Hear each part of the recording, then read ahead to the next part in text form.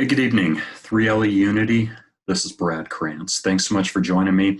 I guess I'm flying solo on this, but I felt like I've got a message on my heart that I want to share, and that some scripture and resources that God's put in my heart this week are brought to memory. There's a lot happening in our country right now. We all know what happened in Minneapolis last week, and it's tragic, it's appalling, it's disturbing, and a whole lot of things. We've also seen the outflow going beyond uh, just rightful demonstration to looting, vandalism, and such. Our city, Seattle, the last couple days basically looks like a war zone downtown. They have looted the flagship Nordstrom store, the Gap, and also Old Navy. Numerous cars were set on fire. And just to me, a lifelong resident of the city, and we're seeing this happen all over the country in the major cities. I feel like we're at war, and we know God is in control, right? He definitely is, and we don't always understand what's going on when it's going on. But I just wanted to offer a section of scripture, some meditations, and I want to share from a resource that I'm going to recommend in hopes to encourage unity and healing, especially starting at our churches, since I believe our problem that we're dealing with is really spiritual problem. It's not economic, it's not social, and it's not political, it's spiritual. So allow me to share here real quick. Verse that's been on my heart this week, that God put on my heart, is from 2 Corinthians 10, 3-6. And you can see here the highlighted, Paul's telling the Corinthians that though we walk in the flesh, and that's in our bodies, we are not waging war according to the flesh. And this kind of corresponds to Ephesians 6:12. It says, we don't wrestle against flesh and blood. Paul's telling us, excuse me, that we walk in the flesh, we're not waging war according to the flesh. For our weapons of warfare are not of the flesh. I'll say it's not words, it's not hate-filled speech, it's not weapons, it's not, Molotov cocktails. It's none of that type of stuff. So for the weapons of our warfare are not of the flesh, but they have divine power to destroy strongholds.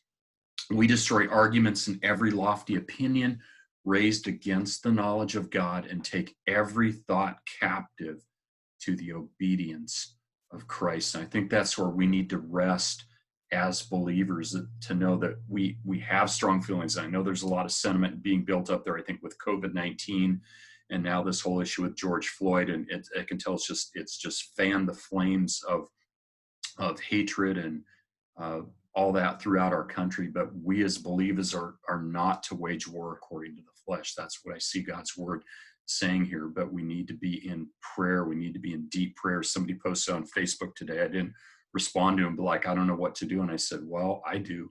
We know what to do. We're to be in prayer, Lord. We're to pray. And I'm going to do that here in just a minute. So thanks for checking that scripture out. I also wanted to share a resource, a book by John Perkins called Parting Words to the Church on Race, One Blood. And if you haven't read this, I highly recommend it. I think his message is desperately needed. It's pertinent to what's going on. He's Black, obviously. John Perkins was born in Mississippi in the 30s, and he was born into a sharecropping family and lived through the hate-filled and tumultuous decades thereafter. So this guy's, we could say, been there and done that, but he's offering a message of reconciliation and hope. And I wanted to share a few thoughts from this resource before I close out. First, he talks about, we can go to John 17. God's will is for reconciliation within the church. Okay, his prayer in John 17 makes it clear that his heart's desire is that we are one, just as he and the Father are one. It's his will for one church that crosses ethnic, cultural, and class lines, and is focused on bringing him glory until he returns to redeem his bride. And I've got to say a big amen to that. And then he further says here, he talks about we need to be praying for the church. Okay, and he says, and finally, we need to pray for the church. We need to pray for the leadership of our local churches to sense God's call for oneness. Okay, we can ask God to bring revival to his church. We need the kind of a revival that convicts us of our past sins of prejudice and even racism.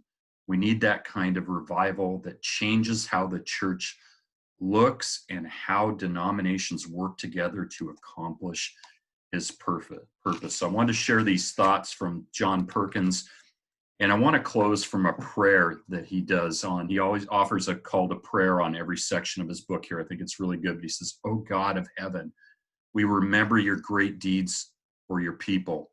You created the world with your word. You spoke, and it was so. You called Abraham and made him a great nation.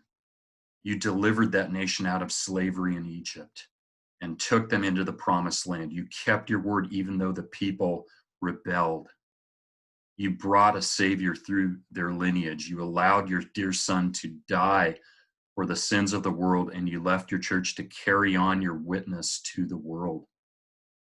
There's nothing too hard for you. Oh, how we need you, Lord Jesus." And I would say we need you right here today and now, Lord Jesus, during these times. How we need your Spirit to awaken us and make us one, Lord, as your word talks about, John 17. As the first century church prayed, Lord, we ask the same, that you would send your healing power to make us one.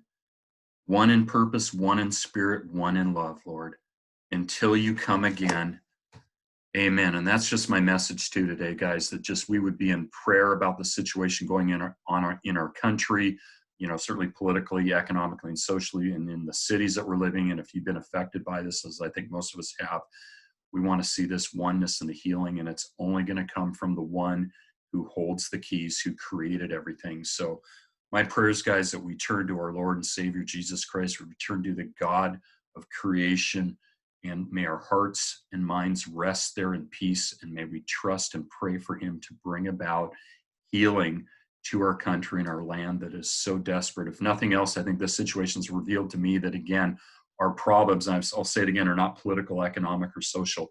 They are spiritually based, and the only solution is spiritual, that people would come to know Jesus Christ as their Lord and Savior, and that they would be in unity with Christ's purposes and with the Word of God, which is sharper and living. And we need to rest in that, guys. Thanks so much for joining me. God bless. Love you. Bye-bye.